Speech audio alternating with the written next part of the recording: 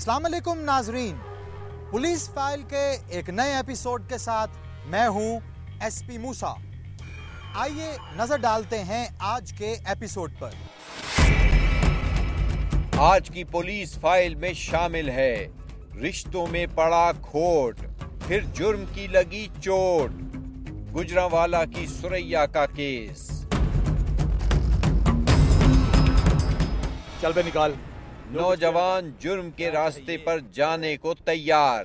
पहले गैंग, फिर gang war, नौजवानी में गलत रास्ते पर पड़ने की कहानी। नीचे उतर के 2 हाथ दिए ना तो सारी अकल टिकाने आ जाएगी। जुडिशल पॉलिसी काम आई, अदालत ने मुजरिम को सजा सुनाई। मासूम बच्चियों रिमशा और सना रेप केस के मुजरिम को अदालत ने फैसला सुना दिया। रिपोर्ट आई जामशोरों से, पुलिस से तो साफ छूट जाते हैं, लुटेरे अवाम को लूट जाते हैं। मुश्तरी होशियार बाश। गुजरांवाला के मोहल्ला मोमिनाबाद में 12 साल पहले असलम की शादी अपनी कजन सुरैया बीबी के साथ हुई थी।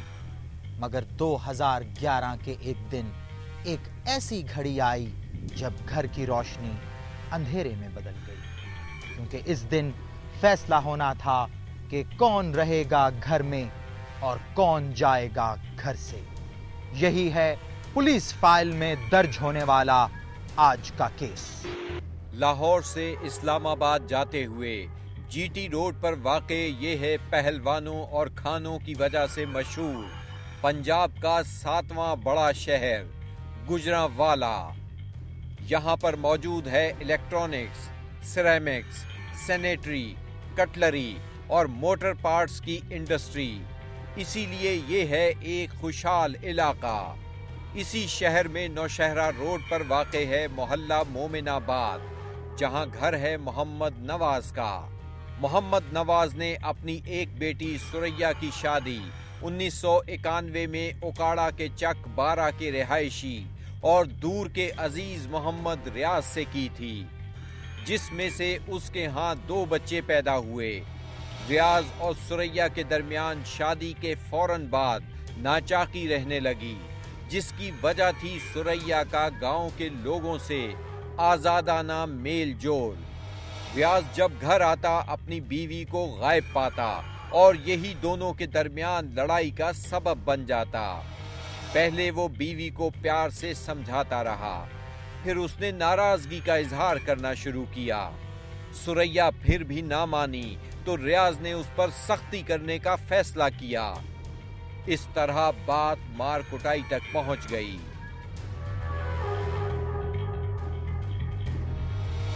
सुरैया शौहर की मार कुटाई से तंग आकर एक रोज अपने 2 बच्चों में से छोटे बेटे इम्तियाज को लेकर रियाज के घर से निकली और गुजरांवाला अपने मैके पहुंच गई।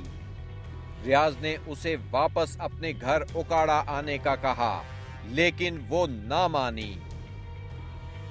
इस तरह रियाज की अपनी बीवी सुरैया को मनाकर घर वापस लाने की तमाम तर कोशिशें बेसूद साबित हुईं। बिलाखिर रियाज ने सुरैया को तलाक दे दी। 2 बच्चे रियाज के साथ और एक बेटा इम्तियाज अपनी मां सुरैया के साथ रहने लगा।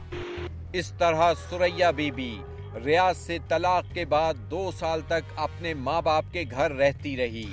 लेकिन लड़कियों का घर मैका नहीं, शौहर का घर ही होता है, खास तौर पर जब उनकी शादी या फिर तलाक हो जाए।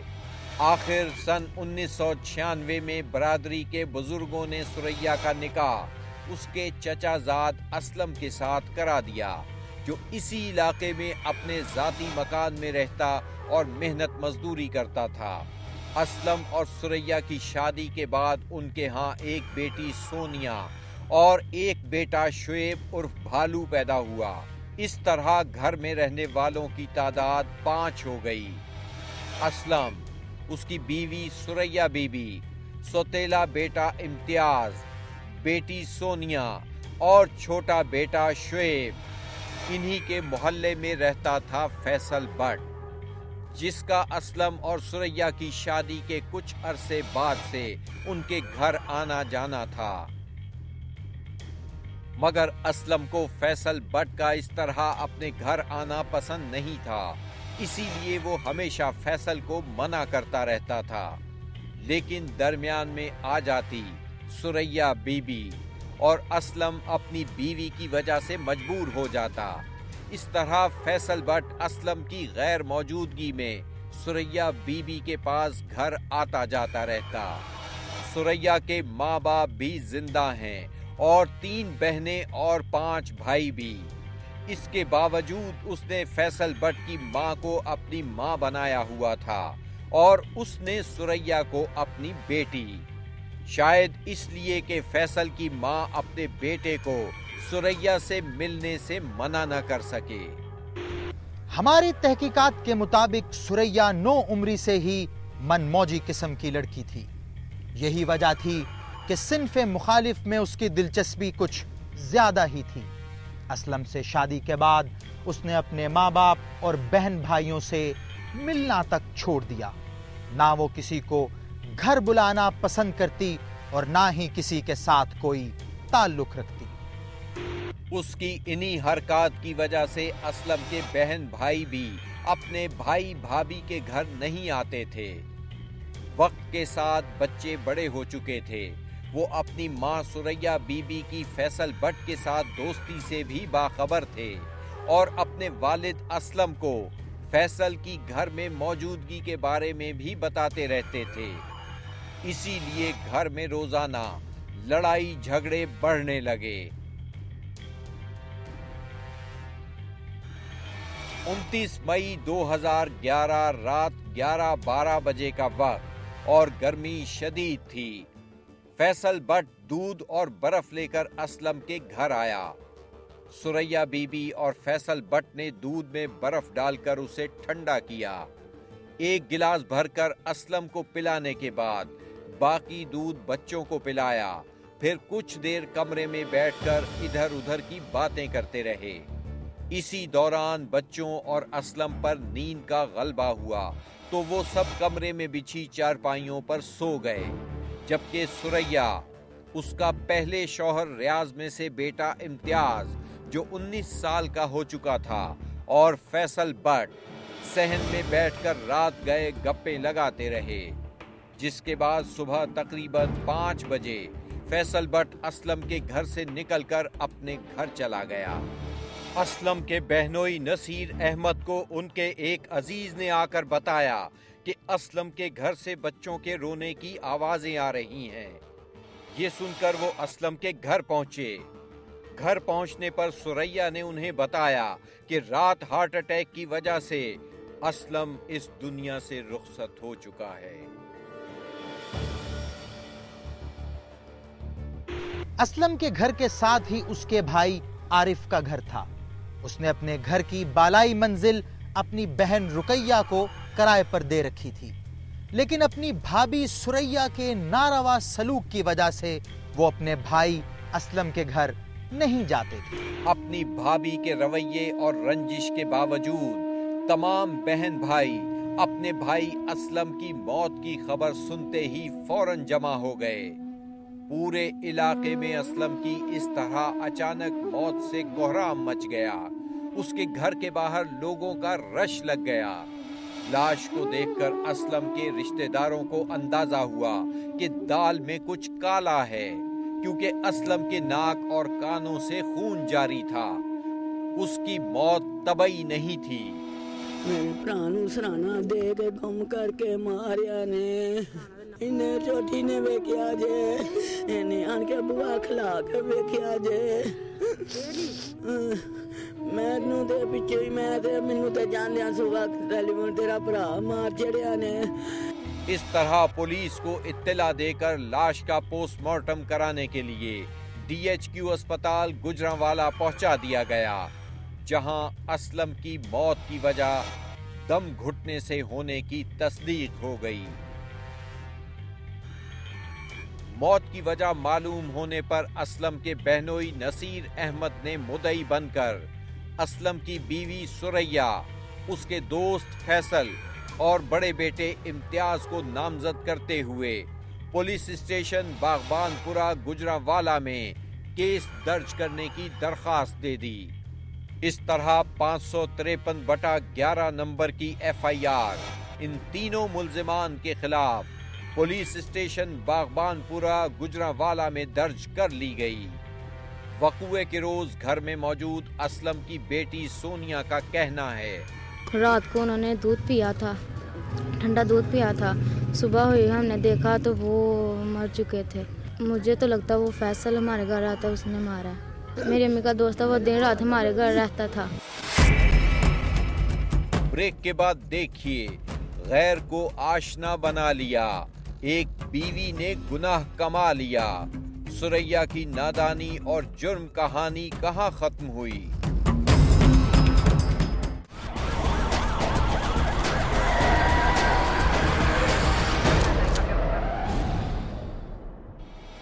इस तरह एक बीवी ने अपने आशना के साथ मिलकर अपने शौहर को उसके अपने ही घर में खत्म कर डाला। उसको एक लम्हे के लिए भी ये एहसास नहीं हुआ कि अपने जीवन साथी को मारने के बाद उसका वाली कौन बनेगा, उसके बच्चों का मुस्तकबिल कौन संवारेगा। क्या सुरैया जिंदगी भर अपने दामन से ये दाग धो पाएगी?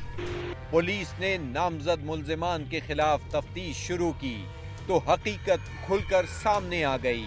सुरैया बीबी, उसने अपने नाजायज तल्लुकात फैसल नामी लड़के के साथ बनाए हुए थे, जो अक्सर उसके घर पे सुबह शाम रहता था।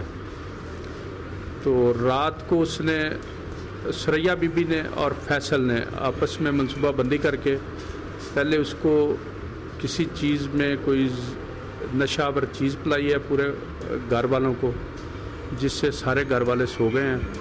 तो फिर इन्होंने दोनों ने मिलकर, और साथ इसके सुरैया के इसका एक बेटा है इम्तियाज़, जो इसके पहले खामन से है, वो भी इस मंसूबे में शामिल है। मुल्जिम फैसल फरार होकर गुजरात के एक गांव चला गया, जहां से पुलिस ने छापा मारकर उसे गिरफ्तार कर लिया।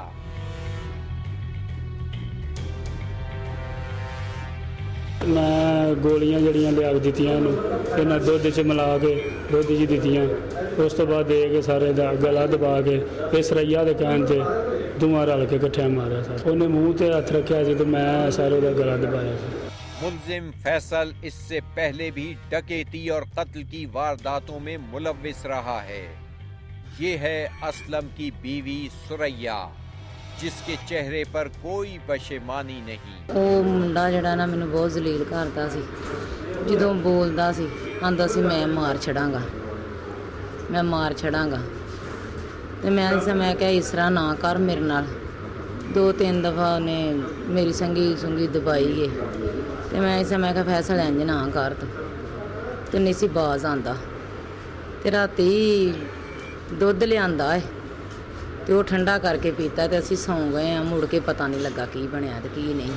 पहले तो सुरैया ने मासूम बनकर अपने शौहर के कत्ल से इनकार ही कर दिया। सुबह 4 वजे 4:30 वजे मेरा बड़ा बेटा ਜਿਹੜਾ ਜਾਂਦਾ ਕੰਮ ਤੇ, ਮੈਂ ਉਹਨੂੰ ਉਠਾਉਣ ਲੱਗੀ ਆ ਤੇ ਮੈਂ ਨਹੀਂ ਰੰਗ ਪੀਲਾ ਪਿਆ ਆ। ਵੇਖਿਆ ਤੇ ਉਹਦੇ ਪੈਰਾਂ ਹੱਥਾਂ ਦਾ ਰੰਗ ਪੀਲਾ ਤੇ ਇੱਕ ਹੱਥ ਜਿਹੜਾ ਹਿੱਕ ਦੇ ਉੱਤੇ ਆ ਤੇ ਲੱਤ ਜਿਹੜੀ ਇੱਕ ਇਕੱਠੀ ਹੋਈ ਹਲਾਇਆ ਹੈ, ਹਿੱਲਿਆ ਹੀ ਕੋਈ। लेकिन बाद में उसने भी पुलिस के सामने शरीके जुर्म होने का इकरार कर लिया, जबकि असलम की बहन रुकैया बीबी ने भाई से मुलाकात के बारे में कहा। शाम दी जाना साडे घर के कहंदा दाबड़ा ते मिट्टी सटनी है। बाद चो मैं बाहर आई हां ते मिट्टी सटन रहा। रात 1 बजे तक मेरा भाई ठीक ठाक सी। उस तो मुड़ के मेरे अंदर रह गए ने। अगे कोठे ते छत ते सौंदा सी। राती असीं वेखदे रहे नहीं हैगा, असीं आके थक्या आया ते सौ गया। ये है वो कमरा और ये है वो चारपाई जहां असलम को हमेशा के लिए अबदी नींद सुला दिया गया। 2.25 मरले का ये घर अब उजड़ चुका है। सुरैया खानम के साथ मिलकर कत्ल की वारदात करने वाले फैसल भट्ट की वालदा सफिया खानम का कहना है, जो सुरैया ने वाकया किया है वो खुद उसने किया है। मेरे पुत्र ने तवीज़ पा के बहुत इलम खिलार के तो उसने पागल किया आया सी। ਤੇ ਸਾਨੂੰ ਕੋਈ ਪਤਾ ਨਹੀਂ ਆ। ਅਸੀਂ ਉਸ ਨੂੰ ਗੁੱਸੇ ਨਾਲ ਬੋਲਦੇ ਸਾਂ ਤੇ ਉਹ ਆਂਦਾ ਸੀ ਜੋ ਕੁਝ ਸਰਈਆ ਸਰਈਆ। यही वो खातून हैं जिन्होंने सुरैया को मुंह बोली बेटी बनाया हुआ था और उनका आपस में एक दूसरे के घर आना जाना भी था, मगर आज वो अपने बेटे को असलम के कत्ल के एतराफ के बावजूद बचाने के लिए सुरैया के बारे में कहती हैं। बड़ी करप्ट औरत सी, मैनूं लोगों ने दस्सिया सी कि बहुत करप्ट हैगी है ते मैं अपने बच्चे नूं रोकदी नहीं हाँ। इहदे कोल पैसे सन, ये वेख के बदल गई औरत, साडा घर वेख के बदल गई है, सानू वेख के बदल गई है ते इहने पता नहीं अल्लाह जाने किदे कोल वाकिया करा के ते फैसल उत्ते पा लिया। असलम के पड़ोस में रहने वाले का उसके बारे में कहना है, मेरा मसाया है, ये 10-12 साल तो इस मंडे च रहने इकट्ठे। बहुत शरीफ आदमी, दिन रात मेहनत करता है, मजदूर आदमी सी। ये औरत गलत सी। ये पहले भी कोई थोड़े दिन 10-15 दिन पहला इस मर्द नूं, अपने मर्द नूं असलम नूं ये मारन पई है। ਇਹਦਾ तेरा बच्चा मारन पे ने, उन्हें भज के जान छुड़ा के बाहर निकले। अब असलम के दोनों बच्चे, बेटी सोनिया और बेटा शुएब, अपने दादा दादी के पास रहते हैं, लेकिन क्या होगा उनका मुस्तकबिल कोई नहीं जानता।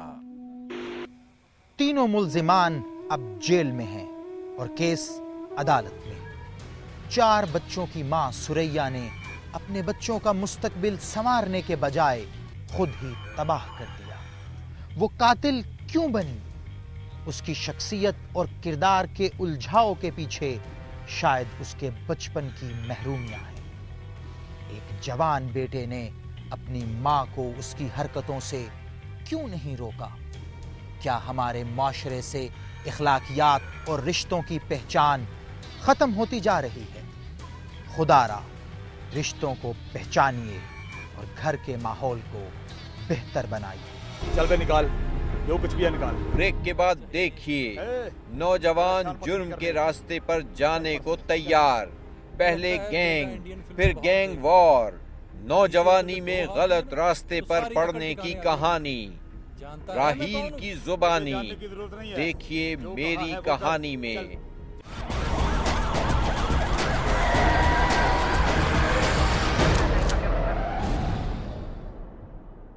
नौजवान मुल्क का असासा होते हैं और यही नौजवान अगर गलत हाथों में आ जाएं तो उनकी तवानाई माशरे को संवारने के लिए नहीं बल्कि बिगाड़ने के लिए इस्तेमाल की जाती है, और उनको इस्तेमाल करने वाले दिमाग हमेशा फायदे में रहते हैं, जबकि इन नौजवानों के हाथ पछतावे के सिवा कुछ नहीं आता।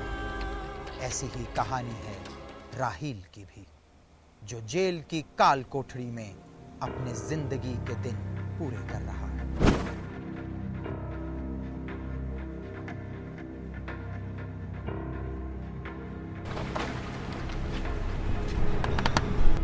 अबे जल्दी खोल, चल बे निकाल, जो कुछ भी है निकाल। क्या चाहिए? ज्यादा शानपति नहीं करने, चल पर्स से चल। लगता है बेटा इंडियन फिल्में बहुत देखता है। नीचे उतर के 2 हाथ दिए ना तो सारी अकल टिकाने आ जाएगी। जानता है मैं कौन हूँ? मुझे जानने की जरूरत नहीं है, जो कहा है वो कर। चल जल्दी से पर्स निकाल, चल जल्दी जल्दी। ए शने, घड़ी तेरा बाप देगा, उतार इसे भी जल्दी। चल शाबाश, चबा जल्दी। अबे जल्दी करना। ए टिपू निकल।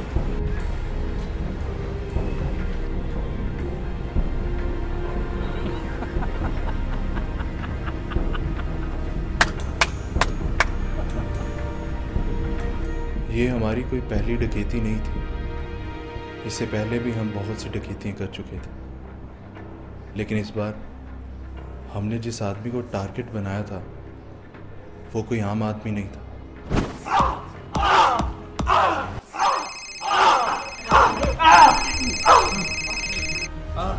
जी भाई, जी मिल गए। काफी खिदमत की है, भाई गिरे लगते हैं सारे। जी भाई, ले चलो उनको भाई के पास।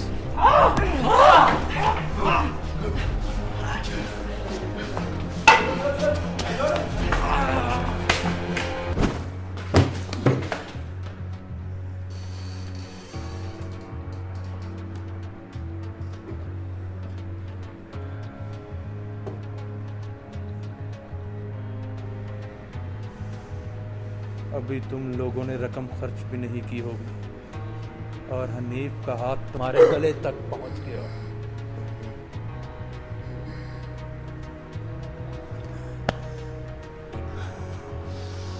तुम्हें वहीं गोली मार देता तो अच्छा था।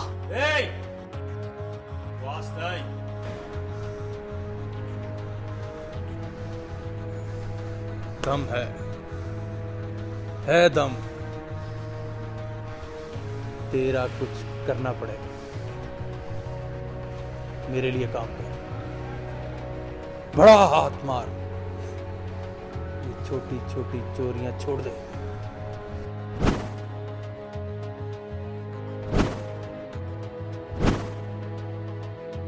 ये मेरी और हनीफ भाई की दूसरी मुलाकात थी। पहली मुलाकात में तो हमने उसको लूटा था और दूसरी मुलाकात में मैं उसका खास आदमी बन गया था। आहिस्ता आहिस्ता मैं हनीफ भाई के करीब होता चला गया। कोई भी काम होता हनीफ भाई मुझे ही बोलता था। रफ्ता रफ्ता मुझे ये लगने लगा कि हनीफ भाई तो मेरे बगैर कुछ भी नहीं। फिर एक दिन मैंने बोला ना, माल वक्त पे पहुंच गए। हाँ, कैसा रहा ये? मैं ठीक हूँ, तू बोल कैसे आना हुआ? तूने रशीद भाई को माल पूरा क्यों नहीं दिया? हाँ, इसलिए कि मुझे लगा कि हमें पूरा माल नहीं देना चाहिए। तुझे क्यों लगा कि उसे माल पूरा नहीं देना चाहिए? भाई ने बोला था ना। बस भाई की हर बात को यूं ही मानता रहूं मैं? साले तेरी तरह हिजड़ा हूं क्या? क्या बोलो? भाई के बारे में ऐसा बोला? बोला। जा जाके भाई को बोल। जा। लगता है तेरा दाना पानी खत्म हो गया है। दिल तो चाहता तुझे ठोक दूं यहाँ पे। दिल तो मेरा भी यही चाहता है। चल बेटा, चल छोड़ ना यार, बच्चा है अभी, समझेगा। चल छोड़। उस वाक्य के बाद हनीफ भाई की तरफ से कोई आदमी नहीं आया। एक खामोशी सी हो गई और मैंने अपना धंधा शुरू कर दिया। उससे ज्यादा पैसा कमाया जितना हनीफ भाई मुझे देता था।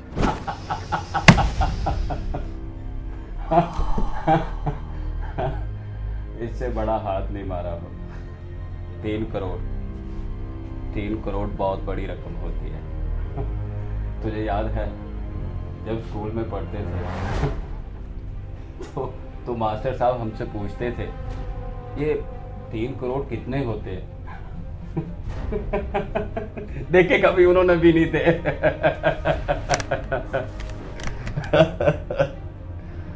हाँ, अभी देखा, अभी बहुत कुछ होना है। अभी तो छोटी डील की है। रहील भाई, टीपू भाई। ओए, तुझे क्या हुआ? गुल्लू के आदमियों ने अड्डे पर हमला कर दिया। सारा माल भी लूट के ले गए। हमारे 2 साथी भी मार दिए उन्होंने। तू चल मेरे साथ, देखता हूँ साले में कितना दम है। और टीपू बात सुन, एक मिनट चल। और टीपू, और मेरी बात तो सुन। टीपू ने गुल्लू को उसके अड्डे पर जा लिया और उसके 4 साथी मारे गए और गुल्लू ने भागने की कोशिश की।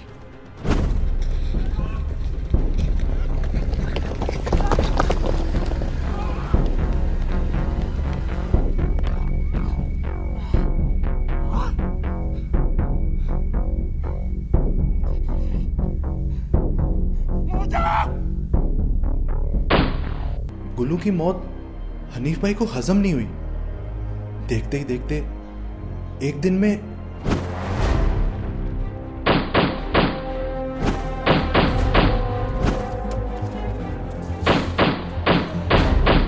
टीपू भी उनके हाथ लग गया था और वो उसे उठाकर हनीफ भाई के पास ले गए थे।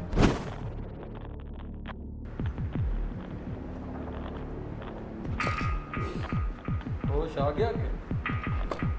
सुना है कि बहुत तेज बात है और कोई तुझसे जीत नहीं सकता। इन्हीं टांगों के साथ भागता है।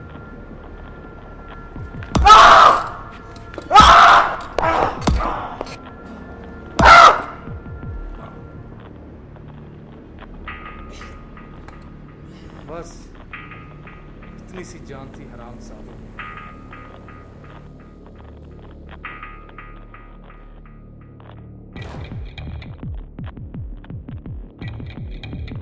हनीफ भाई के हाथ बहुत लंबे थे। सिर्फ पुलिस ही नहीं बल्कि इक़्तिदार के वानों तक उसकी पहुंच थी। मेरा और मेरे बाकी साथियों का मामला भी उसने अपने पुलिस वालों के हवाले कर दिया था। हमारे तमाम आदमी पुलिस ने पकड़ लिए हैं या मार डाले हैं। आपको भी गिरफ्तार करने की पूरी तैयारी है। अगर कहीं है तो छुप जाएं। मेरे आखिरी आदमी को भी हनीफ भाई ने मरवा दिया था। कुछ को पुलिस उठाकर ले गई थी और अब मेरी बारी थी और जमीन मुझ पर तंग हो रही थी।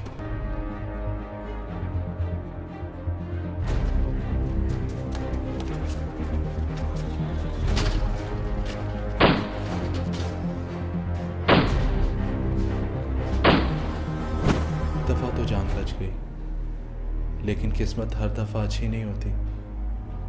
मैंने अपने आप को एक पुलिस वाले के हवाले कर दिया जो कि ईमानदार था।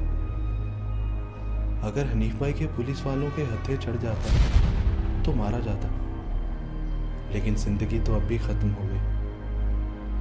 हनीफ भाई आज भी बैरून मुल्क है। सुना है कि इलेक्शन की तैयारी में है और मैं अपनी सजा में। जिंदगी एक लम्हे में क्या से क्या हो जाए कुछ नहीं कहा जा सकता, लेकिन अगर एहतियात और होश का दामन ना छोड़ा जाए तो जुर्म से बचा जा सकता है। अगर आपके आसपास भी कोई ऐसा ही वाकया हो रहा है या आप खुद किरदार हैं किसी ऐसी ही कहानी के, तो खामोश मत रहिए, बोलिए, अपनी कहानी सुनाएं, एसपी मूसा को बताएं, हमें एसएमएस करें, PF लिखकर स्पेस दें, अपना पैगाम लिखें और 3031 पे हमें भेज दें या हमें ईमेल करें। हमारा एड्रेस है policeFile@dunianews.tv या हमें खत लिखिए। हमारा पता है programme police file, PO box number 500 Lahore. Judicial policy काम आई, अदालत ने मुजरिम को सजा सुनाई। मासूम बच्चियों रिमशा और सना रेप केस के मुजरिम को अदालत ने फैसला सुना दिया। जामशोरों से रिपोर्ट।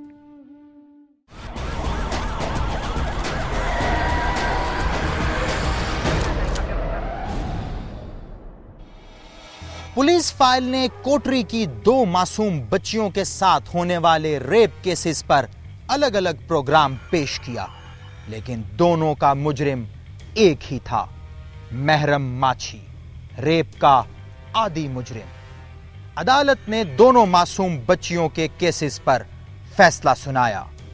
क्या उनके मुजरिम को सजा मिल सकी? महरम माछी, जो पहले भी काट चुका है 2 बच्चियों के रेप के जुर्म में 10 साल कैद।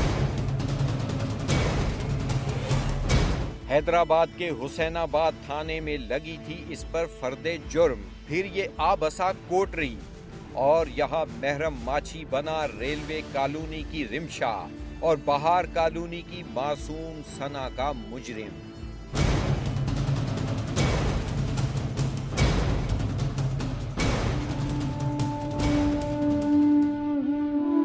इसको सजा देनी चाहिए बहुत बुरी।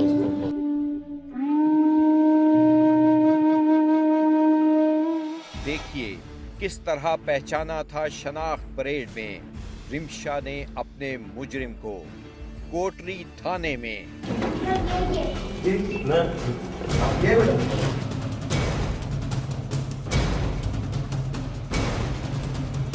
ये अदालत है डिस्ट्रिक्ट एंड सेशन जज जामशोरो सिकंदर अली लाशारी की। मासूम सना ने अदालत के बाहर बात की दुनिया न्यूज से। ये जो आज मतलब सजा हुई है, आप इस सिलसिले में क्या कहेंगी? नई जुडिशल पॉलिसी के तहत दोनों मासूम बच्चियों के मुजरिम महरम माछी को अदालत ने 6 महीने के अंदर सजा सुनाई और ये सजा थी सजाए मौत। मेडिकल एविडेंस समेत हर एविडेंस प्रोड्यूस किया गया, तमाम एविडेंस इसके खिलाफ था। ऑलरेडी कन्विक्ट था। ऑलरेडी ये 99 में यही ऑफेंस कर चुका था और उसमें ये 10 साल की सज़ा कंप्लीट करके बाहर आया था और बाहर आते ही इसने दोबारा यही ऑफेंस दोबारा किया, रिपीट किया इसने। तो इसको एक 21 जो क्राइम है उसमें सज़ाए मौत आई है और जो 2 है उसमें भी सज़ाए मौत आई है। दोनों क्राइम के अंदर इसको जो है सज़ाए मौत आई है एक दफ़ा। अदालत का फैसला आने पर रिमशा ने कहा, मैं जज साहब को शुक्रिया अदा करना चाहती हूँ, इसको सजाए मौत देनी चाहिए। फैसला सुनने कोटरी और जामशोरों के बहुत से लोग आए और उन्होंने अदालत के हक में नारे लगाए। अदालत का फैसला सुन के महरम माछी की मां और बीवी अदालत के बाहर जज और पुलिस को बुरा भला कहती रहीं। ये मां है मासूम सना की। वकील साहब से, जज साहब से बहुत खुशी हुई है कि ये लोग हक की खातिर ये लोग सज़ा दिए हैं मुजरिम को जो जितना भी सज़ा मिलना चाहिए कम है। और ये मोहम्मद सादिक बाप है रिमशा का। जो ये काम करता है कि उसको ऐसी सज़ा फांसी की होनी चाहिए, कोई भी बंदा हो, ताकि आइंदा कोई ऐसा बंदा ऐसा जो है काम ना करे और इबरत हासिल करे और आइंदा देखे कि ऐसा काम करने वाले की क्या सज़ा है। महरम माछी का कहना है कि वो हाई कोर्ट में अपील करेगा और अपील में जाना उसका हक भी है, मगर क्या वो रेप का आदी मुजरिम नहीं है? क्या हैदराबाद की 10 साल की सजा उसे तब्दील कर सकी? ऐसा मुजरिम जेल से बाहर जाएगा तो किसी नए जुर्म की कहानी बनाएगा। जुर्म को होने से रोकना और ऐसे आदी मुजरिमों से माशरे को पाक रखना ही पुलिस का काम है। ऐसे आदी मुजरिमों की निशानदेही कीजिए और अपने माशरे को महफूज बनाइए। ब्रेक के बाद देखिए, पुलिस से तो साफ छूट जाते हैं, लुटेरे अवाम को लूट जाते हैं। मुश्तरी होशियार बाश।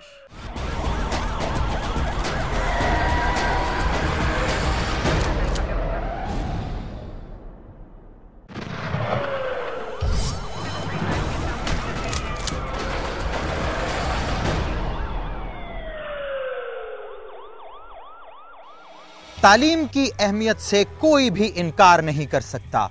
हमारी हुकूमतें मुफ्त तालीम के दावे भी करती हैं, मगर दूसरी तरफ दिन ब दिन अनपढ़ लोगों की तादाद में इजाफा हो रहा है और ऐसे ही अनपढ़ लोग निहायत आसानी के साथ बन जाते हैं व्हाइट कॉलर क्राइम का शिकार। एक अनपढ़ शख्स पहुंचता है बैंक के कार लीजिंग सेक्शन में। वो चाहता है कार किस्तों पर लेकर किराए पर चलाना ताकि अपनी आमदनी बढ़ा सके, जिसके लिए तमाम फॉर्म और शराइत व ज़वाबित जो इंग्लिश में लिखे होते हैं पुर करने के बाद उस शख्स से दस्तखत करा लिए जाते हैं। यूं कार लीज पर देने के लिए प्रोसेस शुरू हो जाता है। 15-20 दिन के बाद उस शख्स को दोबारा बैंक में बुलाकर इब्तिदाई रकम और प्रोसेसिंग फीस जमा कराने का कहा जाता है। पैसे जमा कराने के 2-3 माह गुजरने के बाद भी उसे गाड़ी नहीं दी जाती। वो बैंक के चक्कर लगा लगा कर थक जाता है।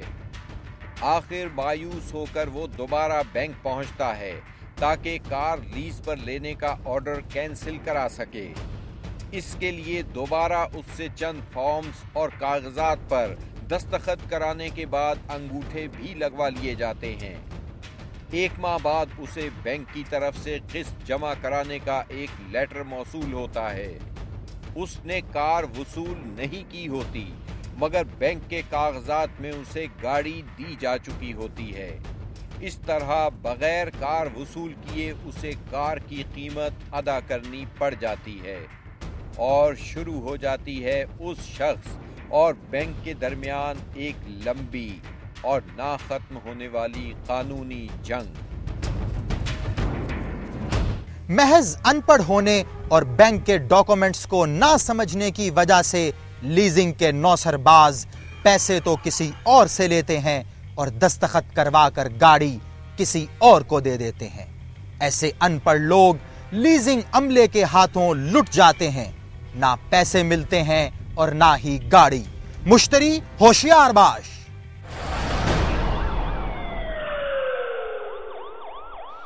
अगर आपके साथ भी हुई है कोई नाइंसाफी या आप गवाह हैं किसी जुर्म के, तो खामोश मत रहिए, बोलिए, अपनी कहानी सुनाएं, एसपी मूसा को बताएं। हमें एसएमएस करें, पीएफ लिखकर स्पेस दें, अपना पैगाम लिखें और 3031 पर हमें भेज दें या हमें ईमेल करें। हमारा एड्रेस है policeFile@dunianews.tv या हमें खत लिखिए। हमारा पता है programme police file, PO box number 500 Lahore. अपना और अपने इर्द गिर्द वालों का ख्याल रखिएगा। आपसे मुलाकात होगी पुलिस फाइल के अगले एपिसोड में। तब तक के लिए एसपी मूसा और उसकी इन्वेस्टिगेशन टीम को इजाजत दीजिए। खुदा हाफिज।